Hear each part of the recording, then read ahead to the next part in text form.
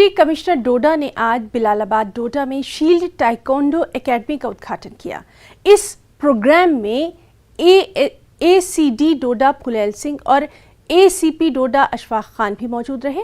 उद्घाटन समारोह जिला डोडा ताइक्वांडो एसोसिएशन के संरक्षक तारिक हुसैन मलिक और जिला डोडा ताइक्वांडो एसोसिएशन के अध्यक्ष जुनैद अली खान की उपस्थिति में हुआ। मीडिया से बात करते हुए डीसी डोडा ने डोडा जिले में ताइक्वांडो के उत्थान के लिए जिला डोडा ताइक्वांडो एसोसिएशन को बधाई दी और उन्होंने आगामी राष्ट्रीय और अंतर्राष्ट्रीय आयोजनों के लिए हर संभव समर्थन का आश्वासन दिया।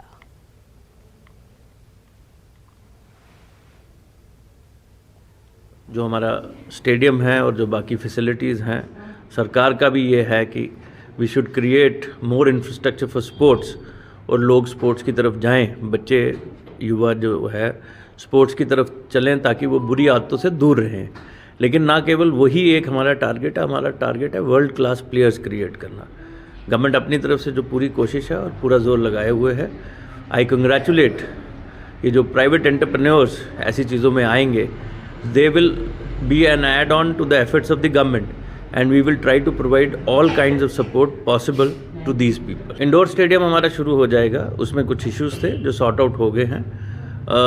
31 अक्टूबर का डेट दिया हुआ है मैंने। I will be reviewing it that time. मुझे पूरी उम्मीद है कि हम 1 नवंबर से स्पोर्ट्स इंडोर स्टेडियम में एक्टिविटीज़ गेम्स शुरू कर लेंगे। मेरे पास इंफ्रास्ट्रक्चर का गवर्नमेंट का अभी तक डोडा में अवेलेबल नहीं था, तो हम एलजी सर से यही डिमांड करना चाहते हैं कि जल्दी से जल्दी हमारे जो भी इंफ्रास्ट्रक्चर्स हैं, जो भी अभी रिकंस्ट्रक्ट हो रहे हैं, कुछ रेनोवेशंस में हैं, वो कंप्लीट हो जाए ताकि हमारे भी बच्चे फ्री की कोचिंग लें और आगे बढ़ें। ताइक्वांडो में अभी तक बात करें डोडा की और भद्रवा की, अभी तक के 6 डिस्ट्रिक्ट डोडा ताइक्वांडो एसोसिएशन के 6 एफिलेटेड क्लब्स काम कर रहे हैं, जिसमें 200 से ज़्यादा बच्चे जो हैं जो रोज़ ताइक्वांडो को प्रैक्टिस करते हैं।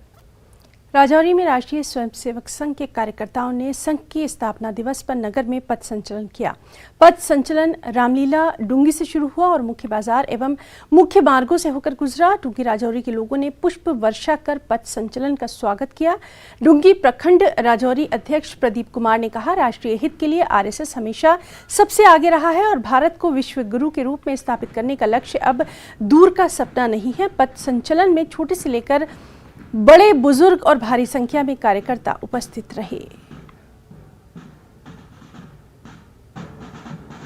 पथ संचलन का जो कार्यक्रम रखा गया, जिसकी रूपरेखा इस प्रकार रही, जो हायर सेकेंडरी स्कूल ससालकोट से शुरू हुआ और शाहपुर शिव मंदिर तक समाप्त हुआ। ये कार्यक्रम हर वर्ष विजयदशमी के उपलक्ष्य पर मनाए जाते हैं अपने पथ संचलन के जो हैं। तो इसका जो मुख्य हेतु होता है वो है कि समाज में जो हमारे स्वयंसेवक हैं उनमें देशभक्ति की भावना जागे और एकता आए। तो इसलिए संघ हर वर्ष अपने छोटी छोटी इकाइयों पर ऐसे कार्यक्रमों का आयोजन करवाता है। तो इस प्रकार अपने डुंगी खंड में जो कार्यक्रम रहा, इसमें स्वयंसेवकों ने बड़े जोश और हर्ष और उल्लास के साथ